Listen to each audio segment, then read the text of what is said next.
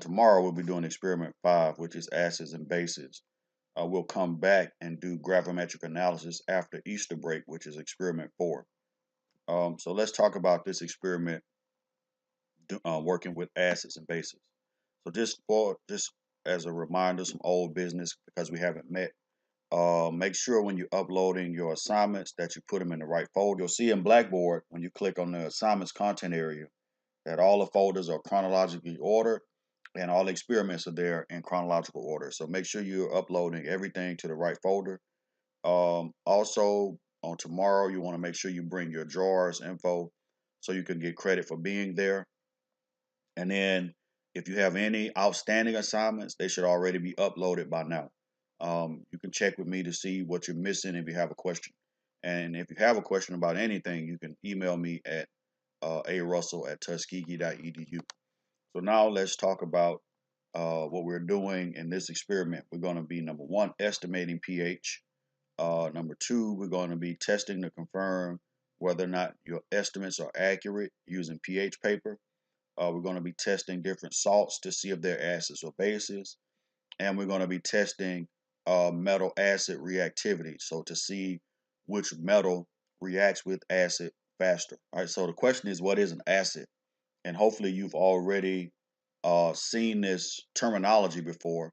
Bronsted acid. A Bronsted acid is an H plus donor. And so what a Bronsted acid does is it ionizes or it dissociates into H plus and in this case Cl minus. So the covalent bond between H and Cl is broken and the hydrogen exists as a proton, H plus, and then the chlorine exists as a uh, anion, Cl minus. All right. If it's a really strong acid, then that means it's going to ionize almost completely. So when you add this acid to water and it starts to ionize, there'll be very little HCl left, but there will be a lot of H plus and Cl minus in solution. All right. So the protons that get released at ionization, those protons determine acidity.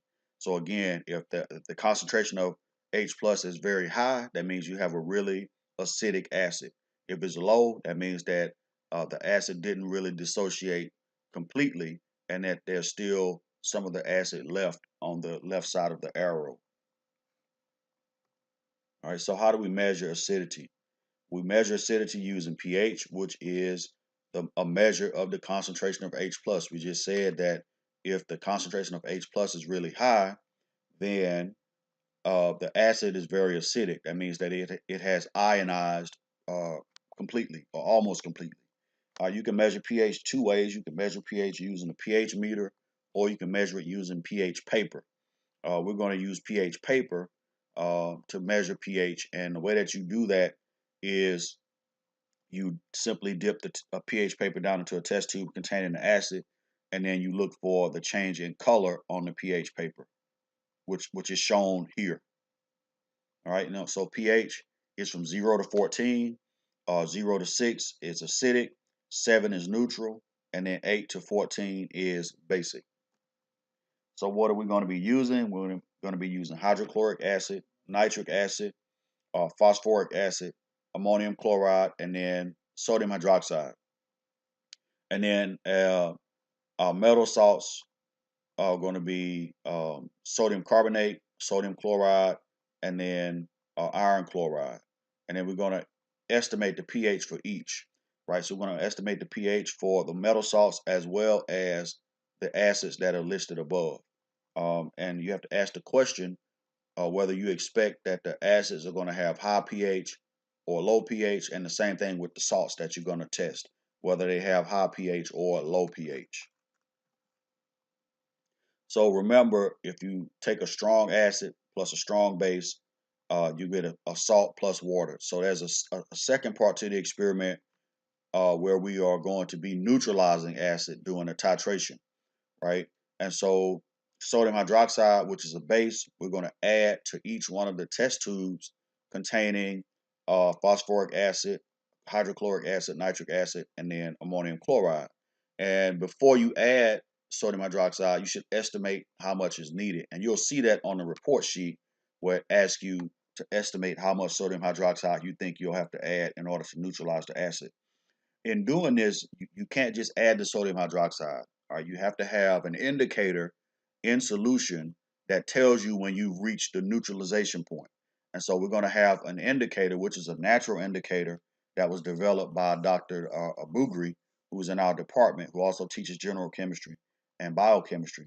But he developed an indicator from a natural extract that we're going to use to test and to see when we reach the neutralization point, or the point where the acid is fully neutralized and the solution is neutral. All right, and then you're going to compare what you estimated. Like, let's say you estimate, oh, I need to add 10 drops of sodium hydroxide, and then you only had to add 5. Well, there's a space on your report sheet where you can compare your estimates with your experimental results. So the way you do titration is you have your acid, you have your indicator, and then you add base until the end point is reached or the neutralization point is reached, right? So what you do is you look for this color change, and that color change in solution is going to tell you when you reach the end point.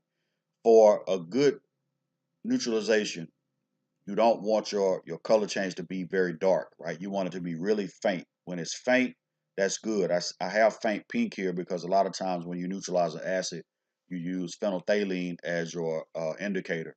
And when phenolphthalein turns faint pink, that means it's really you're good. If it goes really dark, that means you went past the end point.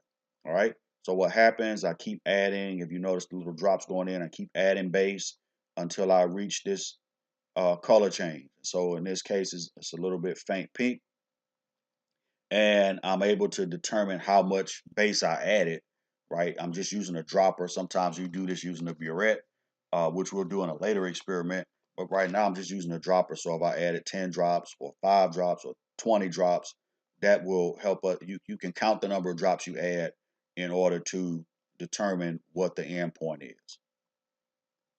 Right. We also, there's another component to this experiment where we're going to be testing how metals react with acid. Right. This is different from the metal salts that we tested for pH. Right. This is determining whether or not a metal is reactive with a particular acid. So we're going to have 8 molar HCl. You can make that adjustment on your report sheet. I think the report sheet calls for 12 molar. We're going to use 8 molar. And then we're going to take 3 metals, zinc, magnesium, and copper. And each one of those metals is going to be in a separate test tube. And then we're going to add acid to each one of those test tubes, and we look for signs of reactivity. In this case, we're going to look for gas evolution, which will be in the form of bubbles rising from the surface of the metal. Right. And if you remember from the chemical and physical changes experiment, when you see gas evolution, that's evidence of a chemical change, right? So there's some reaction happening on the surface of that metal when you add the acid. And so we're going to determine which metal reacts the fastest. That's just a qualitative assessment, because when you look at the metal, you can see which one is bubbling more rapidly, right? And so that's just a qualitative assessment. So here we're going to add acid drops, and we'll see gas start to evolve from the metal. And when you see that, you'll know that the metal is actually reacting with the acid. What each metal is going to react at a different rate, right? Zinc, magnesium, and copper all react with HCl differently, and so you're going to be able to determine that from this part of the experiment.